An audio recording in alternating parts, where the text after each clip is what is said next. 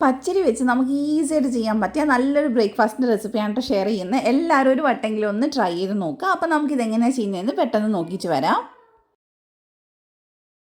അപ്പോൾ ഇതുണ്ടാക്കാനായിട്ട് ഞാനിവിടെ 2 മണിക്കൂർ പച്ചരി ഒന്ന് കുതിർത്തി വെച്ചിട്ടുണ്ട്. 1 കപ്പ് പച്ചരിയാണ് കേട്ടോ ഉള്ളത്. അത് നന്നായിട്ട് നമുക്കൊന്ന് കഴുകിയതിന് ശേഷം മിക്സിയുടെ ജാറിലേക്ക് ചേർത്ത് കൊടുക്കുക. അപ്പോൾ നമ്മളിന്ന് ഉണ്ടാക്കുന്നത് നെയ്പ്പത്തിലാണ്. സാധാരണ നമ്മൾ പുഴുങ്ങലരി വെച്ചിട്ടാണ് നെയ്പ്പത്തിൽ ചെയ്യുക. ഇങ്ങനെ ചെയ്യുമ്പോൾ കുറച്ചുകൂടി ഈസിയാണ് കേട്ടോ ചെയ്യാൻ. ഇനി ഇതിനകത്തോട്ട് നമ്മൾ ഏകദേശം 1.5 കപ്പോളം തേങ്ങ ചേർത്ത് കൊടുക്കുന്നുണ്ട്. അരിനേക്കാളും കൂടുതൽ വേണം തേങ്ങ എടുക്കാനായിട്ട്. പിന്നെ ഒരു ചെറിയ കഷ്ണം സവാള കട്ട് ചെയ്ത് ചേർത്ത് കൊടുക്കുന്നുണ്ട്.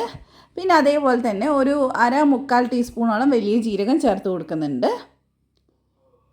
അതിൻ്റെ കൂടെ തന്നെ ആവശ്യത്തിനുള്ള ഉപ്പ് ചേർത്ത് കൊടുക്കുക. എന്നിട്ട് ഇത് അരയാൻ പാകത്തിന് മാത്രം വെള്ളം ഒഴിച്ചിട്ട് ഇതിനൊന്ന് അരച്ചെടുക്കണം. ഒരുപാട് ഫൈനായിട്ട് അരച്ചെടുക്കരുത്, തരി തരിയായിട്ട് വേണം അരച്ചെടുക്കാൻ. എന്നാലേ നല്ല ക്രിസ്പി ആയിട്ട് നമുക്ക് നെയ്പ്പത്തിൽ കിട്ടുള്ളൂ.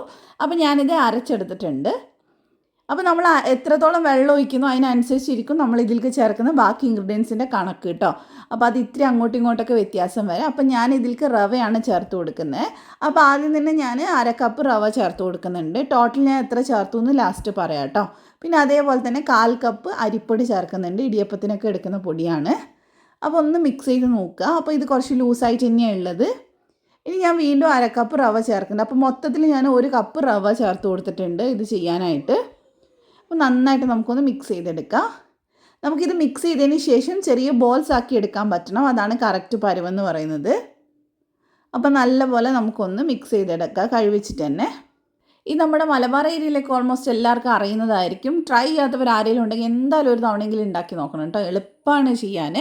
അപ്പോൾ ഇന്നത് കറക്റ്റ് ആയിട്ടുണ്ട്. നമുക്കിതുപോലെ ഒന്ന് ബോൾസ് ആക്കി എടുക്കാൻ പറ്റുന്നുണ്ടോ നോക്കുക. കറക്റ്റ് ക്രാക്കൊന്നും ഇല്ലാതെ ചെയ്തെടുക്കാൻ പറ്റണം കേട്ടോ. ഒരുപാട് ഡ്രൈ ആയാലും നമുക്കിത് പരത്തിയെടുക്കാൻ പ്രസ്സിൽ പരത്തിയെടുക്കാൻ ബുദ്ധിമുട്ടാണ്. അപ്പോൾ ഞാനിതിന് പ്രസ്സിലാണ് പ്രസ് ചെയ്തെടുക്കുന്നത് കേട്ടോ. ജസ്റ്റ് ഇതുപോലെ ഒന്ന് വെച്ച് കൊടുക്കുക. ഒരുപാട് തിന്നാക്കി പ്രസ് ചെയ്യരുത്, കുറച്ചൊന്ന് കട്ടി വേണം. ഒരുപാട് തിന്നായി കഴിഞ്ഞാൽ എണ്ണയിലിട്ട് കഴിഞ്ഞാൽ പൊരിച്ചെടുക്കുമ്പോൾ പൊങ്ങി വരത്തില്ല. അപ്പോൾ അത് ഈ ഒരു പരുവത്തിൽ കേട്ടോ.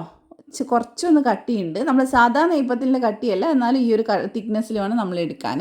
ഇനി നല്ല ചൂടുള്ള വെളിച്ചെണ്ണയിലേക്ക് ഇട്ടിട്ട് വേണം ഇത് ഫ്രൈ ചെയ്തെടുക്കാൻ. എണ്ണയ്ക്ക് ചൂടുണ്ടാവണം. എണ്ണയ്ക്ക് ചൂട് കുറഞ്ഞു കഴിഞ്ഞാൽ പൊങ്ങി വരത്തില്ല. അപ്പോൾ പൊങ്ങി വരാതിരിക്കാൻ ഒരുപാട് കാരണങ്ങളുണ്ട് കേട്ടോ. അപ്പോൾ ഞാൻ പറഞ്ഞ എല്ലാം ഒന്ന് ശ്രദ്ധിച്ച് ചെയ്താൽ മതി. നല്ല പെർഫെക്റ്റ് ആയിട്ട് നമുക്ക് ചെയ്തെടുക്കുക. അപ്പോൾ അതിടുമ്പോൾ തന്നെ ഇതുപോലെ ഒന്ന് പൊങ്ങി വരും. നല്ല ബോൾസ് മാതിരി ആയിട്ട് വരും കേട്ടോ. അപ്പോൾ 2 സൈഡും തിരിച്ചും മറിച്ചുവിട്ട് ഇതേ ഒരു കളറാവുന്നത് വരെ ഫ്രൈ ചെയ്തെടുക്കുക. ഇത്രയും കളർ വേണമെന്ന് നിർബന്ധമൊന്നുമില്ല, ലൈറ്റ് ഗോൾഡൻ കളർ ആയാലും മതി. അപ്പോൾ വളരെ സിമ്പിളായിട്ട് നമുക്ക് ചെയ്യാൻ പറ്റുന്നതാണ്. ചിക്കൻ കറിയുടെയും ബീഫ് കറിയുടെയും വെജിറ്റബിൾ കറിയുടെയും ഒക്കെ കൂടെ അടിപൊളി കോമ്പിനേഷനാണ്. അപ്പോൾ അത് നല്ല ക്രിസ്പി ആയിട്ടിരിക്കും. ചൂടോടെ കഴിക്കുന്ന സമയത്ത് ഉള്ളിൽ നല്ല സോഫ്റ്റ് ആയിട്ട് ഉണ്ടാവുക. അപ്പോൾ ട്രൈ ചെയ്ത് നോക്കുക. ഇതുപോലത്തെ റെസിപ്പീസിന് വേണ്ടി ധ്യാൻസ് കർമ്മ കിച്ചൻ ഫോളോ ചെയ്യാൻ മറക്കല്ലേ. താങ്ക്